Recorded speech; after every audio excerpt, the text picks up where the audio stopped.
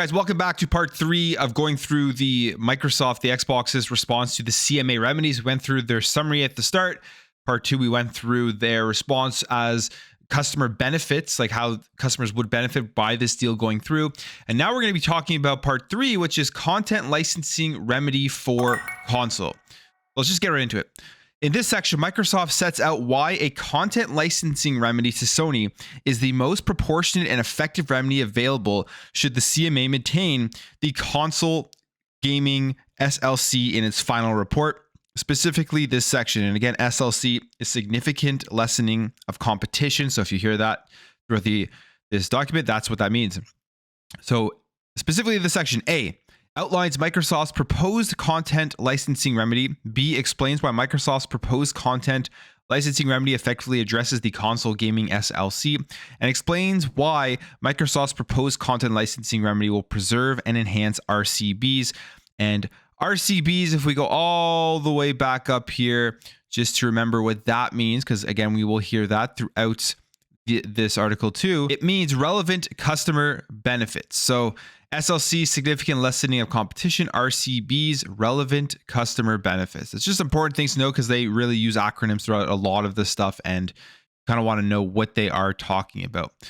So let's get back down here. So 3.2, Microsoft submits that for the reasons set out below, its proposed remedy will not give rise to specification, circumvention, distortion, or monitoring and enforcement risks. And so this will be interesting because this is the main arguments that Sony was making throughout their entire article, is that it's not going to be parity Call of Duty if it's on PlayStation and on Xbox. Xboxes are going to do things to actually put bugs into the game to increase the price and make the experience so bad on PlayStation that gamers will lose their confidence in the platform. They're going to be able to circumvent the deals that they make, the remedies that they agree upon with these regulatory bodies, and it can't be monitored. And they're going to talk about how all this can be done. So we have A, Microsoft's proposed content licensing remedy. To resolve the console gaming SLC, Microsoft will commit to continue licensing Call of Duty to Sony, including all existing and future releases on the Xbox console for a period of 10 years. Now, we know that PlayStation has not agreed to any deal. They have not agreed to 10 years, and things got really spicy yesterday when Lulu Chang-Meservey came out and talked about how Jim Ryan said he doesn't want to make a deal for Call of Duty. He just wants to block the merger. I did make a video about that. If you go to the playlist, I have a playlist for all the Activision Blizzard videos that I have been making following this entire saga, and you can find that video in there. The key elements of the proposed licensing remedy are set out below. A, scope. The remedy will apply to Call of Duty titles for consoles and associated content. COD games, so we know COD means Call of Duty. COD games include all past and current Call of Duty titles available on PlayStation. In addition, all future Call of Duty titles available on the Xbox console will be available on PlayStation. Call of Duty games account for more than a redacted percentage of Activision's publishing revenue on console. It's a massive percentage.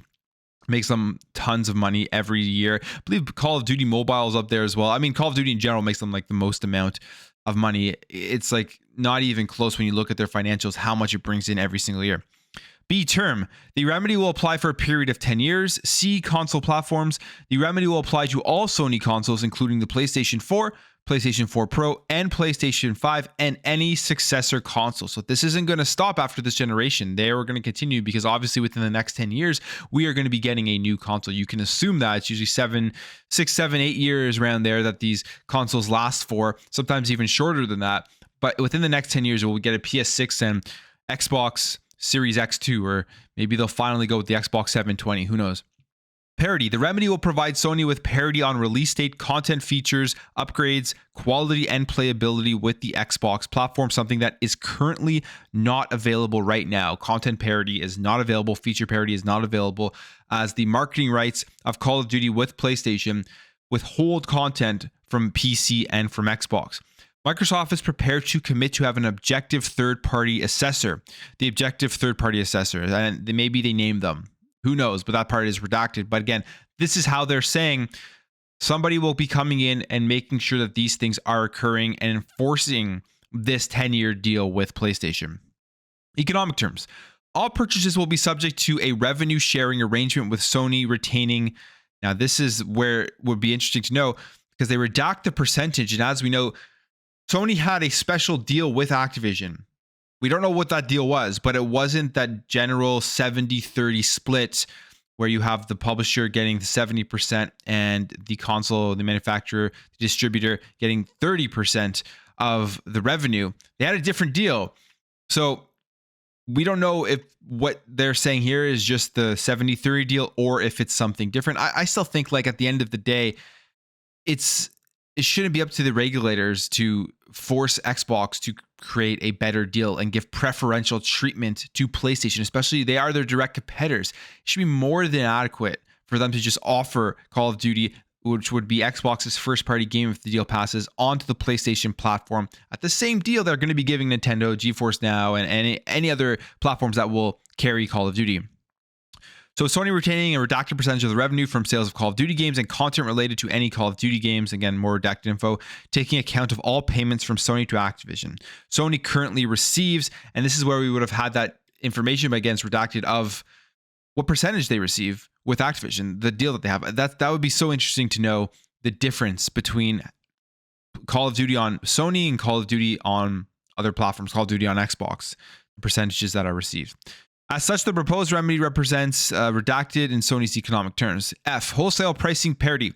The remedy will provide that the wholesale price of Call of Duty games offered to Sony is, again, redacted, for the equivalent version of the game on the Xbox platform, subscription and streaming rights, and any Call of Duty games in a Microsoft multi-game subscription is eligible for inclusion in Sony's multi-game subscription service at the same time and for the same duration. So there you have it.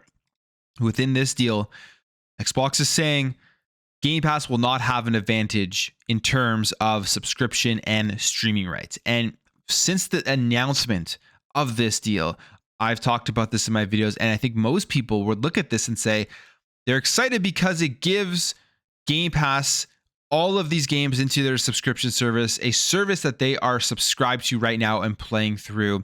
And now, if you're on PlayStation Plus, you're going to get that same advantage as Game Pass has with Call of Duty. And I know some fans are going to not be happy about that. Some fans just want to see Xbox have the upper hand because of all the years that PlayStation has had the upper hand and utilize that power to do things to the Xbox platform, to Xbox gamers, that just reduces their access or reduces some of the content that they get compared to the PlayStation gamers. But Xbox here wanting to get this deal to go through, knowing that the main priority of this deal is mobile. They're being the nice guy here, and they're saying, listen, we will give you Call of Duty on PlayStation Plus. So gamers out there on PlayStation won't even look at Game Pass and think that they would have to go subscribe to that to get it for a cheaper price. They can just subscribe to the platform that they are currently playing on. So there it is. But I mean, Microsoft will be making a ton of money off of licensing this game for PlayStation Plus. Now, the entire terms have been redacted. 3.4, Microsoft's remedy will include the following mechanisms for monitoring compliance and dispute resolution. This is important because this is a massive thing that Sony talked about in their documents, which was the compliance and the enforcement. Monitoring trustee. A monitoring trustee will be appointed to monitor Microsoft's compliance with the remedy and to report to the CMA on a periodic basis. The identity of the monitoring trustee will be agreed with the CMA. The monitoring trustee will be remunerated by Microsoft. So, I mean, they are looking for a third party, an objective third party that reports to the CMA and lets them know that Microsoft is following through on their agreement. And I mean, I don't see, like, that's being transparent. I don't see how they would be able to circumvent if somebody is looking at this, unless I guess they pay off that trustee at the end of the day and tell them to go and tell the CMA that everything's fine when it isn't. Objective third-party assessor. An objective third-party assessor will be appointed to redacted. The identity of the objective third-party assessor will be agreed with the CMA. So they're not just going to be able to pick anybody. They're going to have to agree upon it with the CMA, the regulatory body. Microsoft is considering potential candidates and can propose a shortlist to the CMA in due course. The objective third-party assessor will be redacted amount of information there.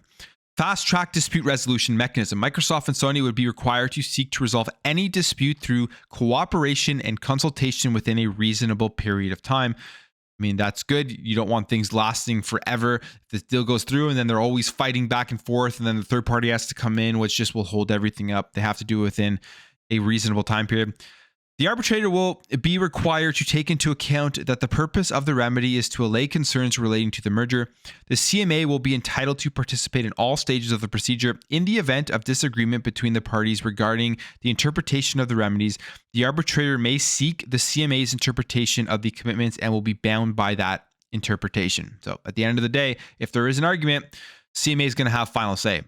They are going to be bound by the CMA's interpretation of the commitments based off of what they are arguing about. Part C. Microsoft's proposed remedy addresses the console gaming SLC and the CMA's concern in the remedies notice. The console gaming SLC is based on the CMA's concern that Microsoft could cease to license Call of Duty to the PlayStation platform. Example, make exclusive to Xbox, which we know they aren't doing.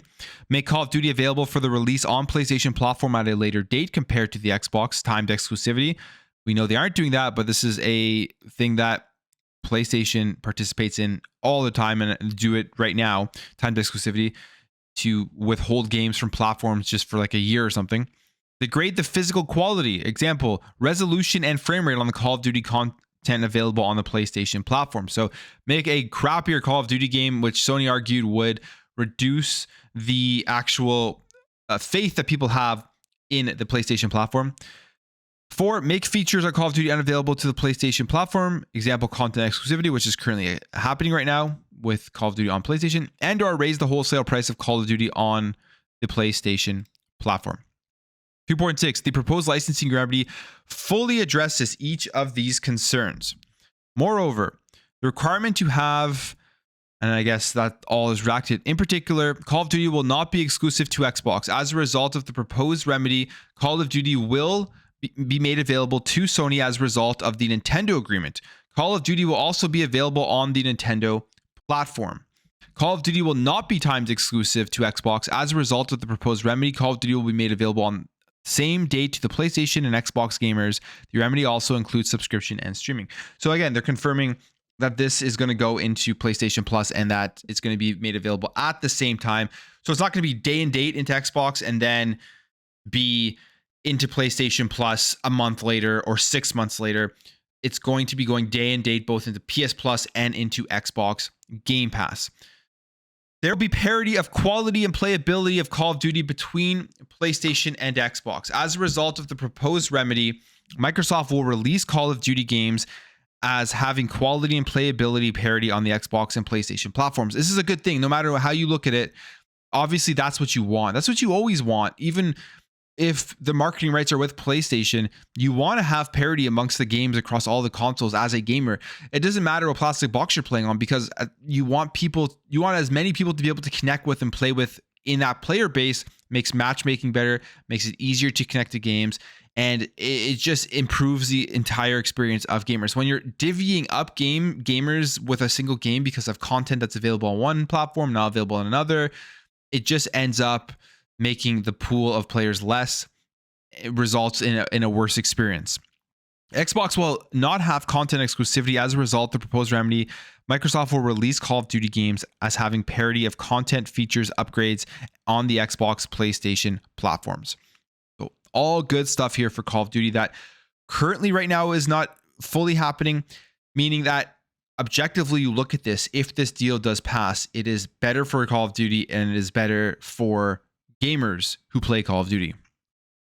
3.8, based on existing contractual relations, the proposed remedy is capable of a full and timely implementation. The remedy reflects the existing market characteristics, given that it ensures the continued access to content input that is already available. The existing contractual relations also ensure that the parameters of the remedy are workable, clear, and not complex. As Call of Duty has been on the PlayStation platform for 20 years, this is not a new or untested relationship, but is instead the continuation of a long-standing commercial relationship. They can be fully implemented with certainty. Finally, because the commercial terms would be, and I guess that part's redacted, which so that would have been very interesting to know if they hadn't redacted that. Now we move on here, 3.10, so 3.10. In addition, Microsoft submits that the proposed remedy gives rise to no specification, circumvention, distortion, or monitoring enforcement risks. In particular, no specification risk. As detailed above, Microsoft's proposed remedy is clear and simple, being based on existing licensing terms, and precisely addresses the console gaming SLC as set out in the provisional findings. That next part's redacted. The proposed remedy is comprehensive in scope, covering all existing editions of Call of Duty franchise available on PlayStation, including the PS4 prior generation, as well as any future COD titles to be released on the Xbox console during the next 10 years. The parity provisions also ensure that any future content, features, upgrades, and improvements are made available for the duration of the remedy on these same terms. Parity is well understood legal concept, which is commonly used in console gaming licensing agreements. So again, they're just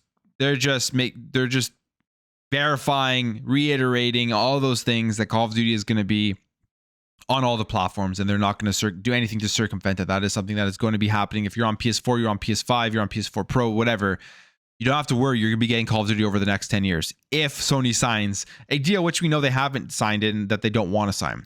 No circumvention risk. Until the remedy enters into force, Sony remains protected by its existing agreements with Activision. That's the marketing agreements, which I believe ends in 2024. So they have one more year of marketing arrangements with Activision, with the percentage of money that they make off of the game, all of that stuff, and then that's over. Now, the interesting thing about all of that is that once the marketing deal ends, Activision, even if this deal doesn't go through, they have the ability to go and sign a marketing deal with another company. You would guess that Call of Duty and PlayStation will not be working together again, no matter what happens with this deal. You would guess that Activision is not going to be going back to PlayStation. Maybe they just don't do a marketing deal with a specific company going forward. Maybe they do a marketing deal with Xbox. Maybe they do a marketing deal with Valve and Steam, since the game is on there. Like, you never know, but PlayStation probably, not only have they ruined a lot of their public reception opinions about them because of some of the stuff that they've been saying and doing, trying to block this deal that just doesn't make too much sense to somebody sitting there reading it. They've ruined the relationship with Activision, I would assume. But again, business is business. So maybe they have short memories, and maybe they're like, you know what, we're still going to be making more money on PlayStation, so we're going to sign with them again. That's one thing that you do have to keep in mind. Microsoft has complied with the terms of all contracts following previous acquisitions, and Sony has not alleged otherwise. Once the remedy enters into force, Sony will be protected by Microsoft's undertakings to the CMA. Next part is fully redacted, and then it says Minecraft has grown to become a highly popular game on multiple gaming platforms, including PlayStation and Nintendo. Minecraft Legends is due to release on the 18th of April 2023 and will be available on the same date on Nintendo, PlayStation, Steam, Windows, and Xbox. In any event, Microsoft would, as part of the remedy, they go, and it's redacted. You could guess maybe they're going to say, would do the same thing with Call of Duty. And that's the thing too with Minecraft. They've kept it on every platform. So obviously it's better for their business, but games like Minecraft Dungeons, Minecraft Legends, these are offshoots of the Minecraft IP that they could keep exclusive to the Xbox platform, which they don't.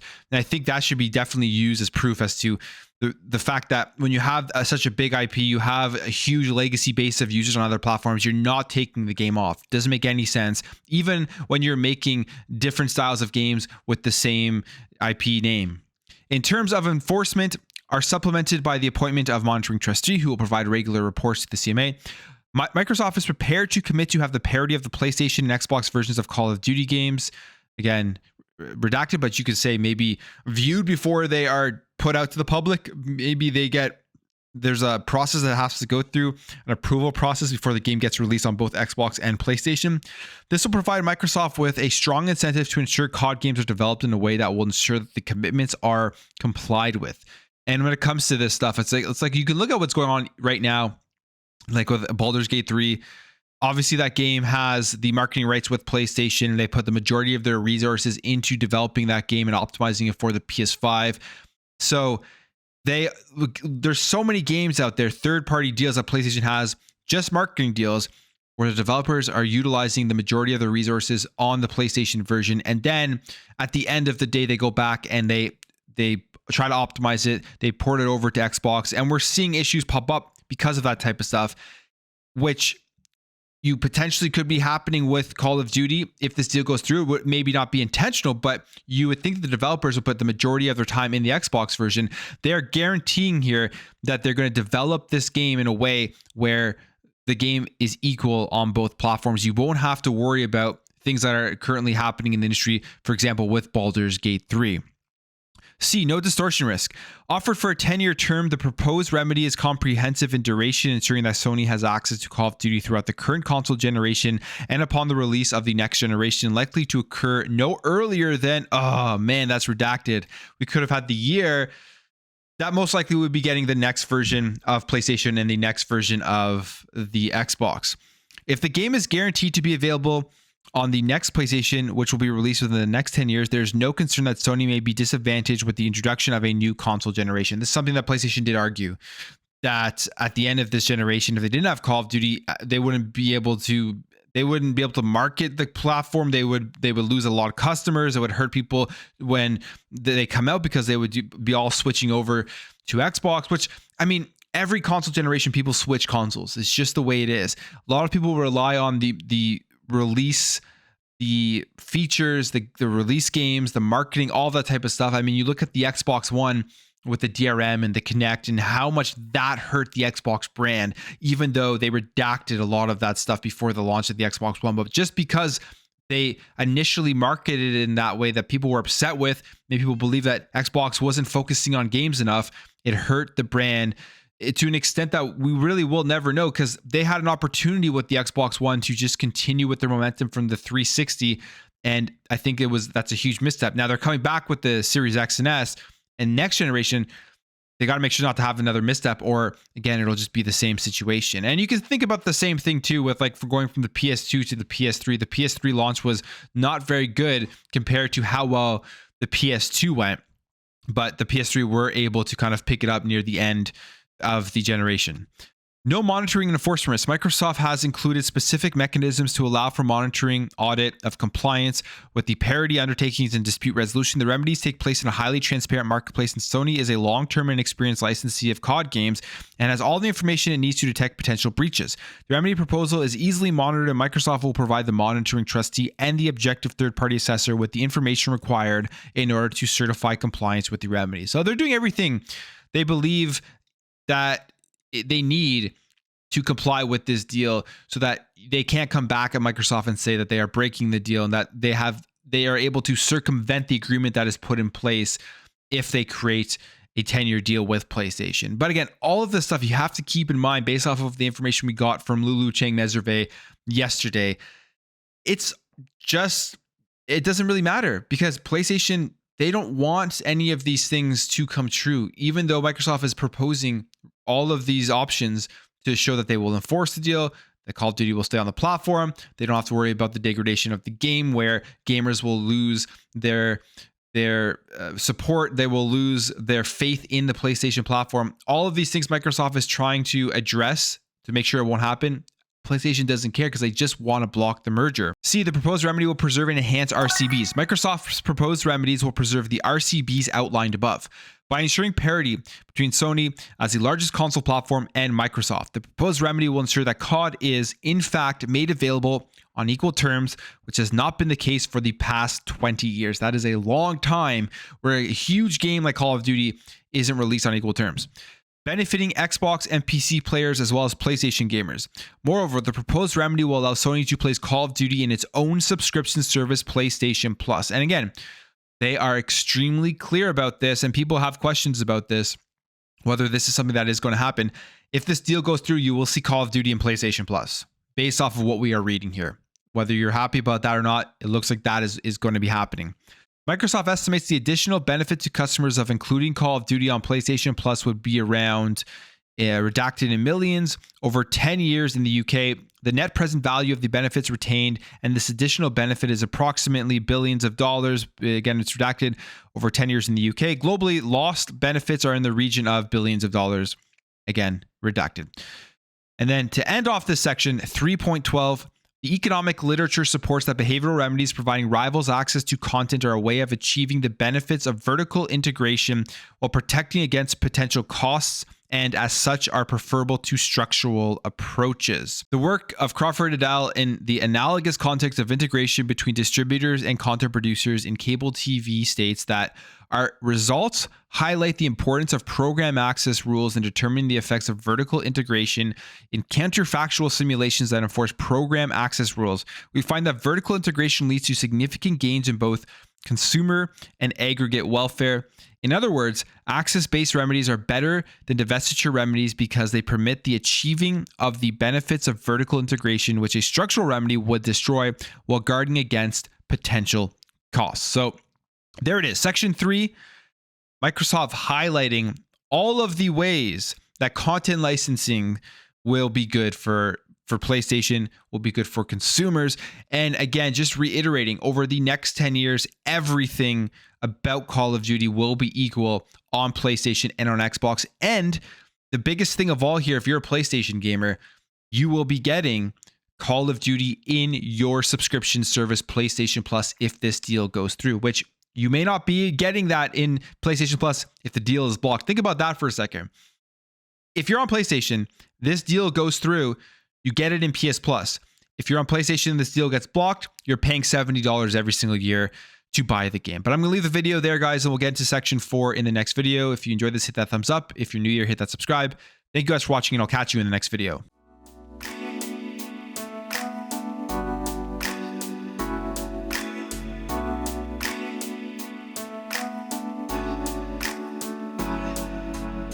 We'll be right back.